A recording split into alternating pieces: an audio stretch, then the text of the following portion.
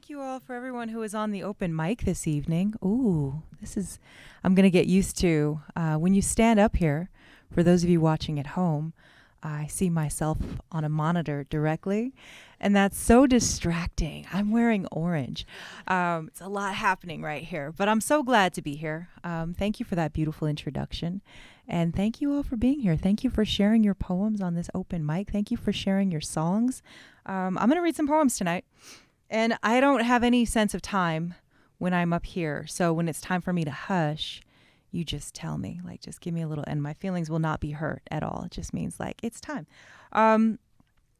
So, as Juicebox of Paradise mentioned, I've written a couple poetry books. It's really, really exciting to be here right now. I haven't been in person to Sacred Voices since the before times, is what I refer to them as. And that was before, I don't know if you've ever released books of poetry during a pandemic when everyone's inside.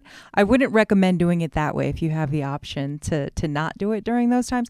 And I did it twice, which is not ideal. So it's really nice to be in person where I can read some of these poems to a live audience and to a virtual audience at the same time. That's very exciting. And I think I want to read some poems about growing up here. Denisha talked about being of an era, which I am, of an era, of an age. And I want to talk a little bit about this city. I think that's probably what I'm going to focus on tonight. I've lived in Denver this whole time. I've seen so many Denvers. If you've been here 5 years, you've lived in 12 different Denvers, right? I've lived here this whole time. So I've seen so many Denvers, and I have a lot of things to say about it. So this book, this is from A Gospel of Bones, and this is the first poem in that book.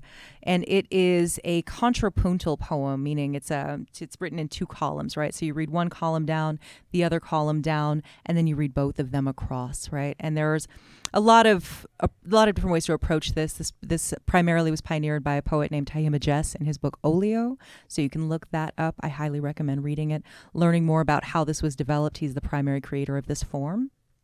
And once I found this form, I felt like this was the only way I could really write this poem. And so this is called We Pay Cash for Houses. Anyone seen those signs? I'm from Park Hill, by the way. Anyone else Park Hill? No? Yeah? Okay, a little Park Hill in the room. So when I tell people I'm from Park Hill, they go like, ooh. Like, oh, no, I'm from the 1980s Park Hill. It was different. It was different. And so this is about that. We pay cash for houses. Front yards with grass, old trees and shiny crab apples. Liquor stores here got bulletproof glass. The churches, tattered lighthouses hold all our secrets.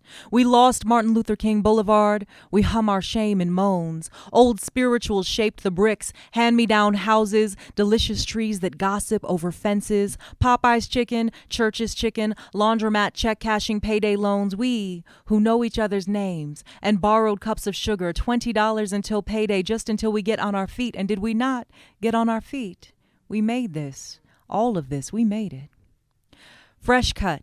Clean as first day of school sneakers. Even the mirrors finesse the new banks on the block. Bundles of slow plunder. But the sidewalks ain't cracked no more. The alleyways smooth as untested promise of former corner store seedlings blooming into downward facing dog. And parks that unwelcome children. Bike lanes and boutique wine bars or family friendly microbreweries. Hear all the scents and sounds conspiring. Flooding to the teeth in whispered howls. Drowning in hissed welcomes adrift the taunting memory of ground, air, made fat and wet with our breath, for you, for you. Front yards with grass fresh cut. Old trees and shiny crab apples, clean as first day of school sneakers. Liquor stores here got bulletproof glass. Even the mirrors finesse the churches. Tattered lighthouses, the new banks on the block hold all our secrets. Bundles of slow plunder. We lost Martin Luther King Boulevard, but the sidewalks ain't cracked no more. We hum our shame in moans. The alleyways, smooth as untested promise. Old spirituals shape the bricks of former corner store seedlings. Hand-me-down houses blooming into downward-facing dog. Delicious trees that gossip over fences and parks that unwelcome children. Popeye's chicken, Church's chicken, bike lanes and boutique wine bars, laundromat check cashing payday loans, or family-friendly microbreweries, we, who know each other's names, hear all the scents and sounds conspiring, and borrowed cups of sugar flooding to the teeth in whispered howls, $20 until payday, drowning in hissed welcomes just until we get on our feet, adrift the taunting memory of ground. And did we not get on our feet? Air, made fat and wet with our breath, we made this, all of this, for you. We made it for you.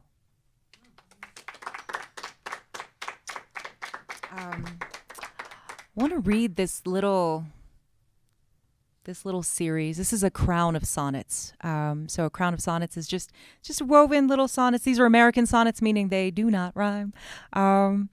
Well, it means a lot of things. There's a lot to it, really.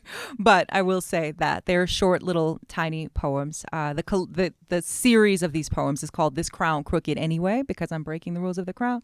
But it also is following some of those same themes. So the first in the series, 1, the rapture came in the early 90s. At church, they used to take the kids into the basement to show us poor-made horror movies on the rapture.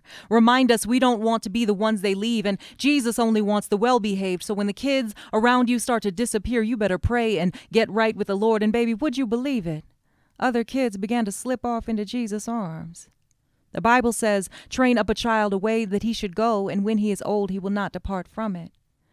You heard about that boy whose clothes were always dirty, flashed a gun all over 7th grade and disappeared. I'm saying, you act like you don't see these empty seats. I pray until my knees bruise, my knuckles tight glowing. I'm singing Pass Me Not on my way back home from school.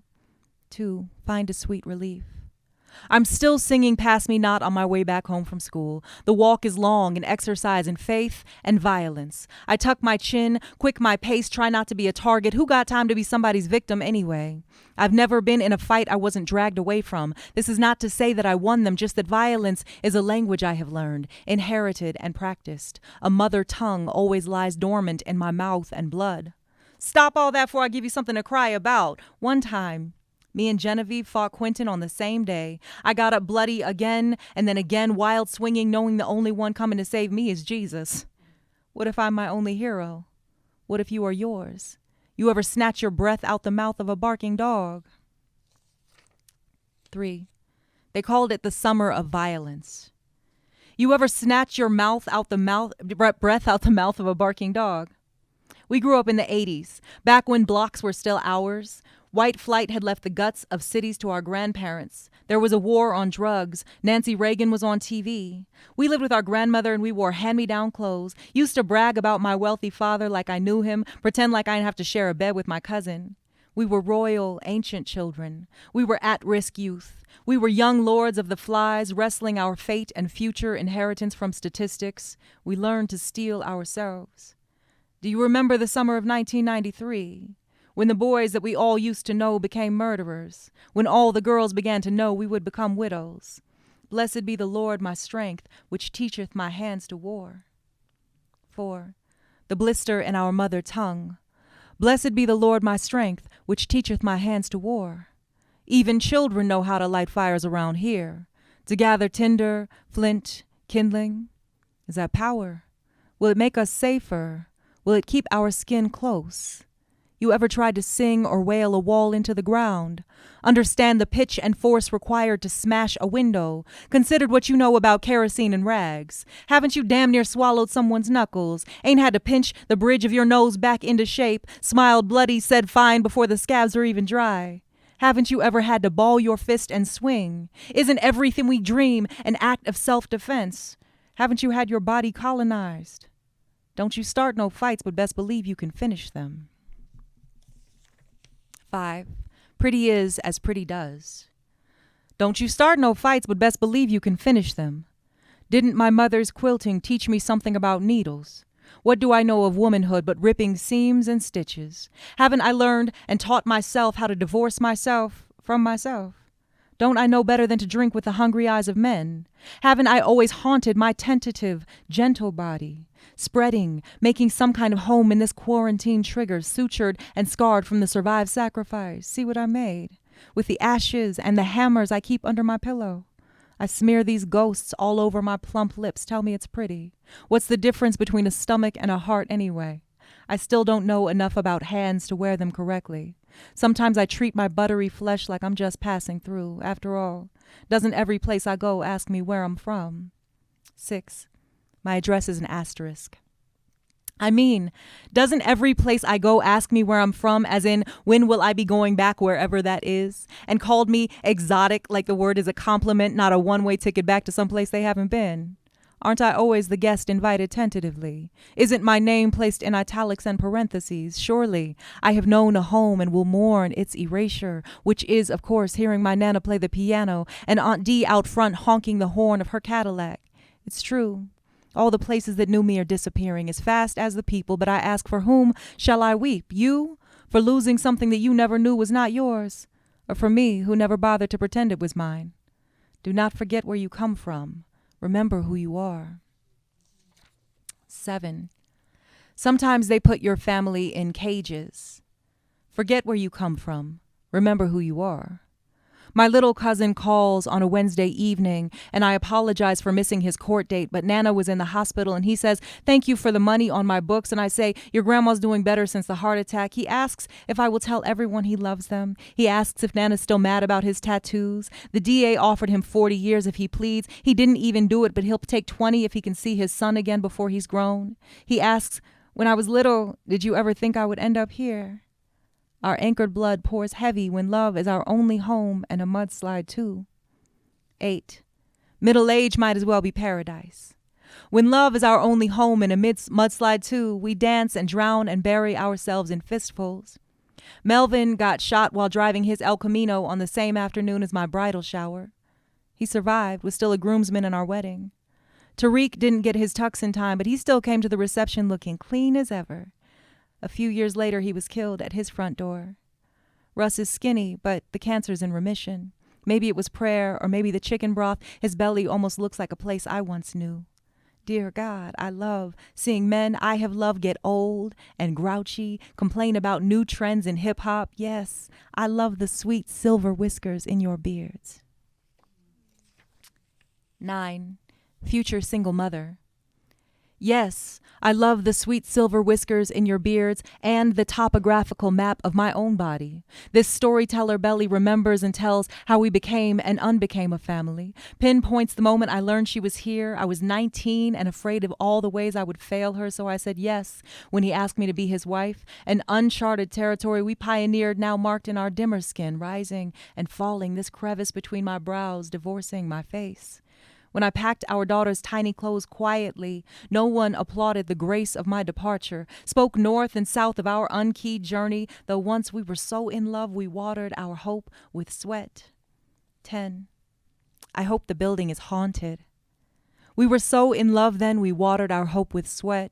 The summer of 99, we were freshly married, my ankles swole, belly full of dreams, and our daughter. Remember Mr. Cousins owned the east side back then, when it was all still black but the vultures were perching. We ran the 715, my husband pouring drinks while I traded him kisses for my jambalaya. Everybody's auntie was in there, watching, winking. The jukebox hadn't changed since the 70s, back when people believed in a love like ours, before money set the whole hood ablaze to disremember us well, and the 715 opened with a polished face. You can still see Zona's tamales in its grimace at a red light among the ruins of the east side. 11. I still go to the DMV on the east side.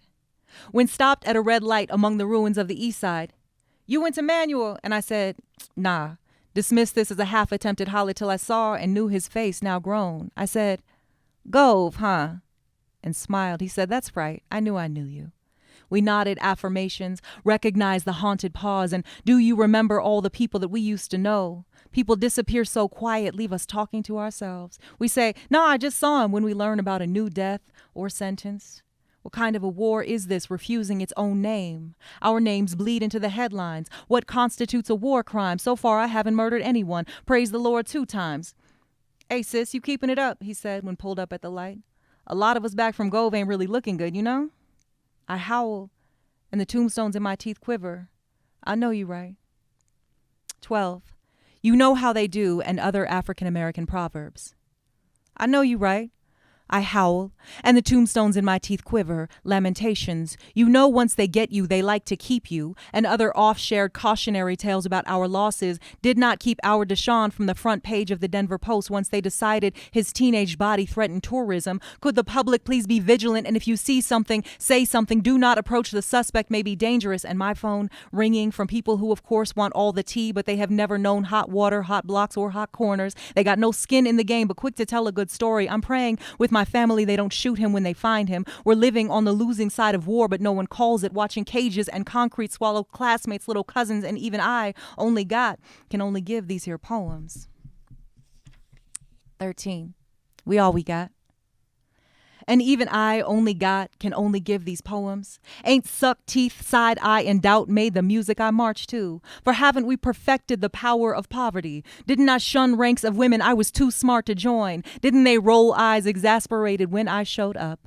Don't chitlins and imply an embarrassment of our riches? Ain't pride a cumbersome and hungry hog always rooting? Don't we know the might of beggary, the shame of it all? Didn't we dance with statistics like we were being paid? Haven't we been standing in these long lines, small as we can? Didn't they always call me horse, mule, bread to carry? Wasn't I fool enough to hope for love? Celebration for the joy brewed in my body, heavy and glistening when speaking to my lover on a rainy afternoon. 14. Set it off.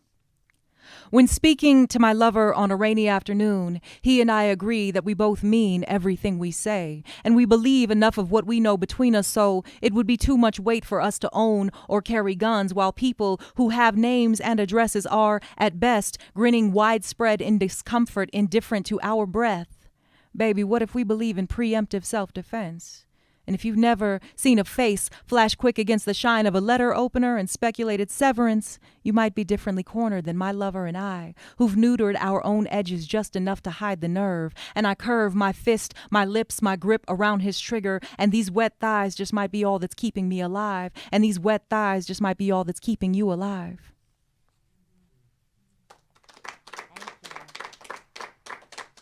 Thank you. I don't get to read the whole Crown very often, so I was like, okay, we're going to get into this Crown. Is it all right if I read you some new poems? Ooh. It's a little dicey sometimes reading new work. On camera? Ooh, we don't see. I'm going to give the caveat that,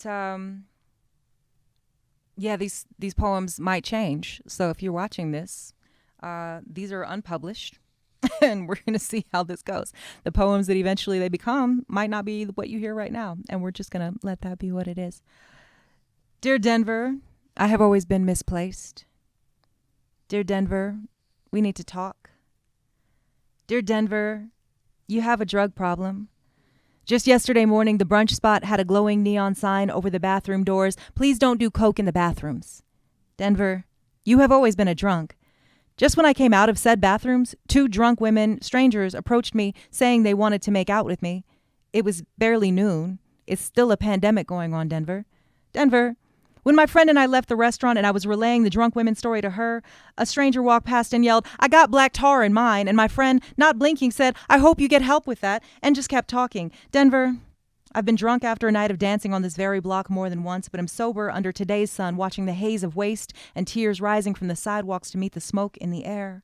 Denver, I sat on a patio with friends the other night for the length of 2 slow cocktails and recalled no less than 5 stories about times that changed my life just about the block we were on. Dear Denver, I have good stories about almost every block, some of them living, some of them not. Dear Denver, I've lived here a long time now. Are you ready to talk about the ghosts? Dear Denver, I've called you home this whole time. I do not know whether I mean it. Denver, people say this is a transplant city. No one is from here. Denver, I am from here. I am not no one. I am also not from here. Denver, I see those native bumper stickers on your cars and I got questions. Denver, I've never really lived anywhere else. Denver, I have so many stories about Colfax alone. I mean, once, while waiting for the number 440 bus on the southwest corner of Colfax in Colorado, a man ran across the street to hand me a bouquet he had just bought from the flower man on the corner. Remember, there used to be the flower man on the corner, and told me I was the most beautiful woman he'd ever seen, and it was heavy and sweet, his earnestness, but I had a boyfriend then, and so it ended there. Dear Denver, I know you call it a development project, but I can't hear Sand Creek without thinking about the massacre. Denver, The average home price is enough to erase whole villages. Denver, the West was lost and is losing. Denver, if I yell my name down your alleyways, I am sure it will echo back someone else's name in someone else's voice like I was never even standing here. Dear Denver, I used to work for the man who's been your mayor now these last few years. Back when we were young enough to call each other big head and laugh about it. How he called me radical even then, and I am only more radical now. We ain't laughed together in a long time, but still ask after each other's children because we remember them being born out of fierce hope and determination when we were the young black future of this city, and weren't we? Dear Denver, is the black future an exodus or an exile? Will you sweep our footprints on the way out the door? The way you sweep encampments, still disappearing villages, erasing whole communities and calling it progress, Denver. 5 Points used to be black. You call it Rhino now. The restaurants all play hip-hop while they side-eye me suspiciously, Denver. Park Hill used to be black. Matter of fact, even Cherry Creek used to be black. Dear Denver, I'm still misplaced, displaced, dispersed. I want to build a village with the homies. I will not give you the forwarding address, Denver. I'm not afraid of progress. You've always been a little cold shoulder comedy, but I found your soft places, found my people here, can easy picture a place for us in and beyond your borders. Remember when we were housed easy? Remember when we could name a few neighborhoods where we could be loud and black in public? We were all just here. We were all here. We were here. We were here. Denver is a ghost town. We were here. To be a medium is to weep. We were just here often. We were all just here haunted. We were all here. You don't see all these ghosts. We were here walking their dogs and sipping $7 coffees. We were knee deep in the memory on 26th and Downing where the back window got smashed in by a desperate stranger, on 28th in California where somebody knows your name, on 23rd in Newport where people know your people, on 28th in Birch. We were hooty at the door, ghosts too slick to hold, on 29th in Welton, got the roof so sharp, on 37th in Colorado Boulevard, act like they trying to poke God in the eye, on Stout Street, building rooftop decks to look down on would-be neighbors. We were sweating out perms, cackling into mirrors. We were here. What becomes of a city with dementia this severe? We were just here. You forget or never knew. We were all just here. People used to live here. We were here. And before that, buying buffalo fish when it came in fresh. People used to live here. Yes, you are breathing in bones. Even we were on First and Jackson, and we were people who had names, trying not to let the grease run, on 29th and Fairfax, hot Lincoln catfish sandwiches on 11th and Birch, which is natural. Migration is natural. On Martin Luther King Boulevard, it is the erasure. On 34th and Cook, it is the gleeful self-congratulations. On 27th and Larimer, an affront to all things holy. Have you heard? This land is holy. On 25th and Ash, don't you feel the weight of neighbors all the color of bone now? Don't you feel the sinew snapping? I hope the spirits of this land remember the dead. We were people who had names. On 33rd and Holly and 22nd and Curtis, we were here. Many of them still known. On 36th and Clayton and 25th and Williams, I just hope those spirits on 27th and Washington and 39th and Fillmore, we were all just here, possess you. On 29th and Clarkson and 23rd and Rosemary Street, we were all here, at least a little. On 40th and Steel Street and 29th and Magnolia, we were here just enough to remember someone's grandma used to love them well. On 31st, to get you right, to let you know how hard they worked to have it, how hard they tried to keep it. We were here. We were all here. We were just here. I remember the names of the people I have loved here. This is an incomplete list that I will add to forever. Do you remember that paper, like memory, is finite? I can feel myself forgetting with it's not really sketchy over here anymore. And people look back at me like I'm a stranger, like I'm lost because I'm still looking for places they never met, yelling names they never heard. And who cares about history when we all grease ourselves with dinosaur bones? But I still want to honor the story, raise landmarks to the loves that have happened here, the songs that poured from our guts and the heaving shoulders we lost, the prayers said out loud in each other's arms and the ones spoken only in the dark, only to God, only to a future we hope remembers we were here and loved each other well. I remember the block that was shot on. Remember how hard my cousin cried when she found out. Remember when got charged as an adult and we were only 14. And I remember when dared me to knock over the cardboard blocks when we were in kindergarten, and I did it, and it was loud, and I got in trouble, and I was mad at then. And I remember he and kissing on Jenny's front steps in 8th grade because was the kind of girl who boys always liked, and me and just watched like we were learning something. And I remember when I heard that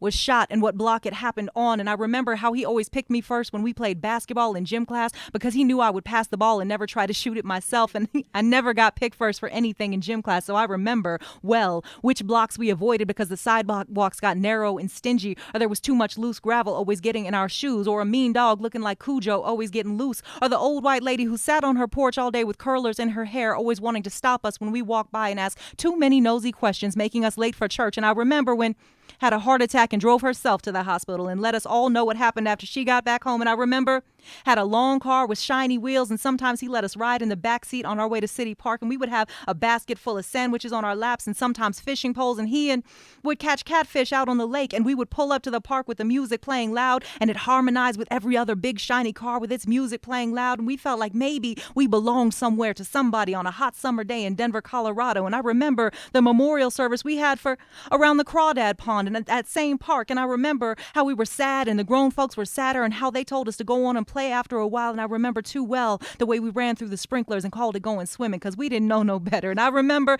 the moss growing up between the cracks in the sidewalk and squeezing it between our toes anytime it rained in summer. I remember the block party barbecues and the 50-11 types of tag we made up, and the way we loved and knew each other's names and people and which houses we could go in and not, and whose yard we could play in and not. I remember the race to the front door when the street light clicked on. I remember the dread of hearing my own name called from the front porch. I remember the skin knees and the anthills and the slick talk and the hide and seek. I remember when we belonged to a place and it belonged right back. I remember this used to be home. This used to be family. I remember we used to live here on the easternmost wall in the back bedroom in my grandmother's house, somewhere maybe mid-wall, about halfway between where the top and bottom bunk beds once stood.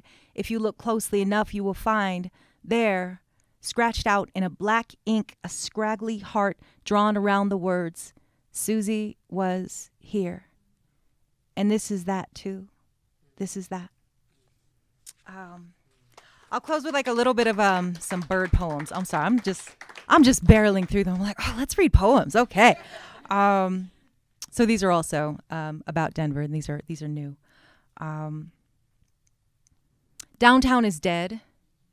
Even the pigeons don't go down there anymore. My reflection in the buildings looks like a ghost.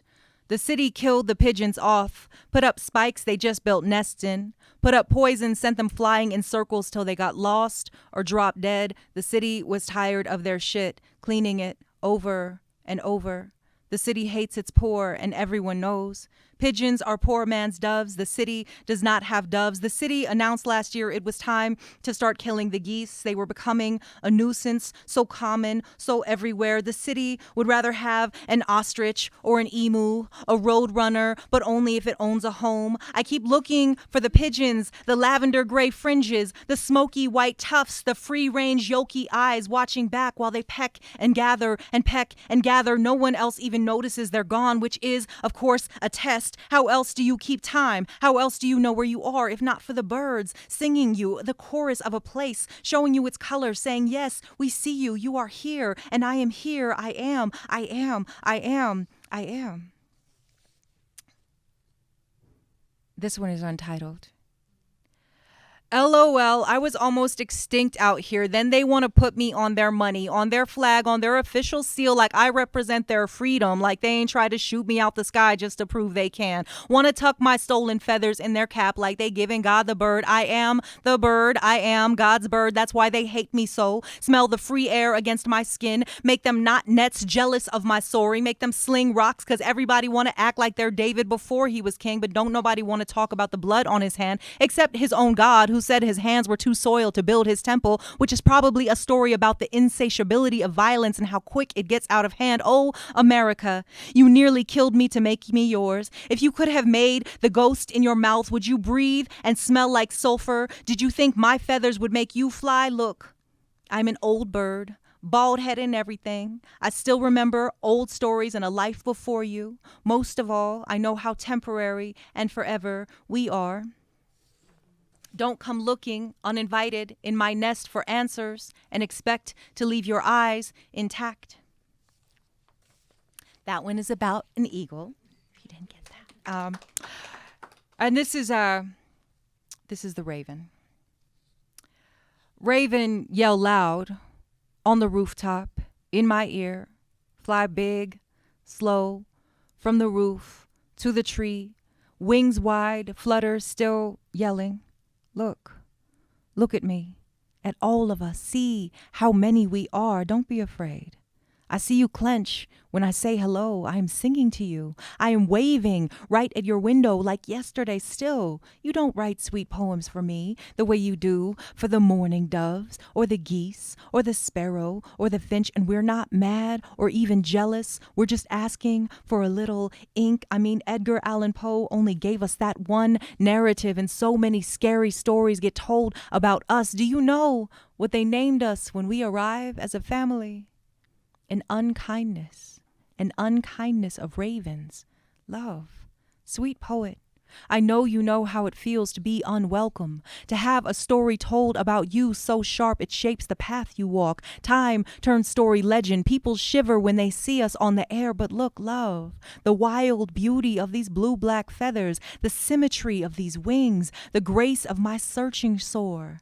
There is peace here too when I dance with the light outside your windows, when I swoop and dive. I am asking you to marvel, to witness the thriving spirit of an unloved creature whose voice no one longs for but goes on singing. There must be some beauty in this consistency, in this endurance. I am sure we are beautiful. I am asking you to notice.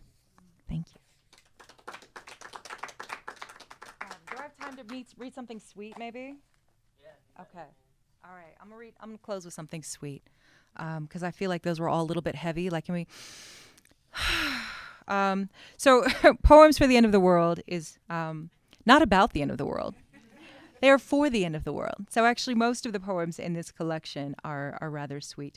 And so this is How to Make Love. If you want someone to know that you love them, go to the local butcher. Buy the best whole chicken they have, organs and all. Go to the market with the best produce and buy a few onions, yellow enough to make you hungry, a few shallots, maybe 2 hands full, a heavy box of kosher salt, a pound of carrots so orange they sing, a stalk of celery crisp as winter, a quart of heavy cream thick as a cow's shoulder, a bottle of brandy or cognac, depending on what you like, a bundle of bay leaves, fresh if you can find them, a pound of butter. You should already have several cloves of garlic on hand at home. We are talking about love after all, but it might be wise to add a few more to your basket if you feel like it's time. Now, we all have our own methods, but I feel like it's best to sing on your way home and while you're preparing the ingredients. I prefer Anita Baker and Donny Hathaway for this part, and of course Stevie Wonder, but do you? Chop the yellow onions while you sing. Crying may also occur. Best to leave the onions in irregular pieces. Let your love know that you chopped them yourself. Cut the carrots into fat coins and again in half if you feel like it. Wash the celery down to its base, all between the ribs where the dirt likes to hide. I hope I didn't have to tell you to wash everything else. Your onions, your carrots, your hands. Now, I like a heavy knife for all this chopping, but work with what you've got. You don't need good knives to love somebody, but it helps. What you do need is a stock pot, big enough to hold a whole chicken and all these vegetables, plus some water. You should have a cast iron skillet too, but it's all right if you ain't that grown yet. Best to rinse the pot. It probably has some dust or grease from sitting on top of the fridge or under the sink or wherever you pull it out from. Now, on low heat, pour a little olive oil and let it warm. After about half a song, add your chopped vegetables to the pot and let them spend some time together under a lid. When they start to feel a little soft, stir them with a wooden spoon. I hope you have a wooden spoon. As for the chicken, if you haven't worked with a whole chicken before, the organs are probably inside it. You'll need to reach in between its legs and pull them out. This might sound nasty, and it might even be nasty, but it's good. It's got to be done, and if you can't handle a little nasty, you might be not ready to handle this kind of love yet. Set the organs aside. We'll do something with them in a little while. Don't let the juices spill onto the counter. Put them on a plate or in some type of container. Cover them, put them in the fridge. I'll tell you another time how to make pâté. Now that your chicken is ready for cooking, you washed it, didn't you? We talked about this. Wash everything. Pray however you pray. I give thanks for all my food, especially if something had to die. I thank my food, the land it grew on, the people who raised it, who slaughtered or harvested it. You ever think about how many hands and lives are involved on your plate? That's a lot of thank yous. Thank the chicken while you wash its body, while you go all between its legs and pull its organs out. Thank it while you put it in the pot on top of the semi-soft vegetables stirred by a wooden spoon. Let the chicken sit on top of the onions, the carrots, the celery on low heat under a lid. Let the steam help them get together and fall in proper love for the length of 2 or 3 Nina Simone songs, checking in between. Now, of course, we need to add water. Nothing good can grow without water. Some folks will tell you to use filtered water, which is good if you got it, but we come to the kitchen with clean hands and a pure heart. We make the best of what we have, and tap water will do just fine. Add enough water for the chicken to be cooked entirely, enough to let it rise to the top. Now you'll want to add a couple of bay leaves, or more if you like. Here's where we must listen to our own blood. Half a palm of kosher salt, depending on the size of your hands. Now let all of this roll into a soft boil, then bring back the heat down to low and walk away for an hour or so. This is a good time to do laundry, but probably not to read because it is too easy to get lost inside a book and forget to take the chicken out.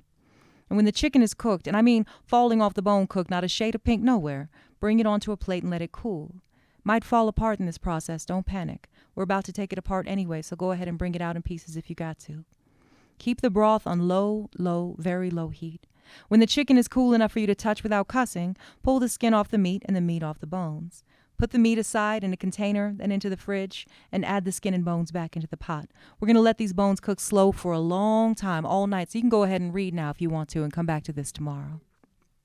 When you wake up, your whole house should smell like somebody loves you. There might be a layer of gel and fat on top of your broth. You're welcome. Now you'll strain the broth into another pot. With the bones and skin and bay leaves and vegetables boiled lifeless, all looking at each other in the strainer, you have compost that wants to spend time in your soil. We don't believe in wasting anything in this kitchen. Add this mixture to your compost bucket if you got one, or go ahead and start one in an old coffee can. Keep your broth on the stove, bring it back to a low boil, and add some rice. You washed it, right? I know I didn't tell you to buy rice, but you should already have some. If you don't even have rice, I don't know if you should be trying to cook love dishes just yet. Let the rice cook itself soft as you like it, and add the chicken from yesterday back into the pot and let it get warm. Now, I know this sounds easy. Chicken and rice soup. But if you do all this for your intended and they don't fall in love, you deserve better. And at least now you know how to cook. Thank you.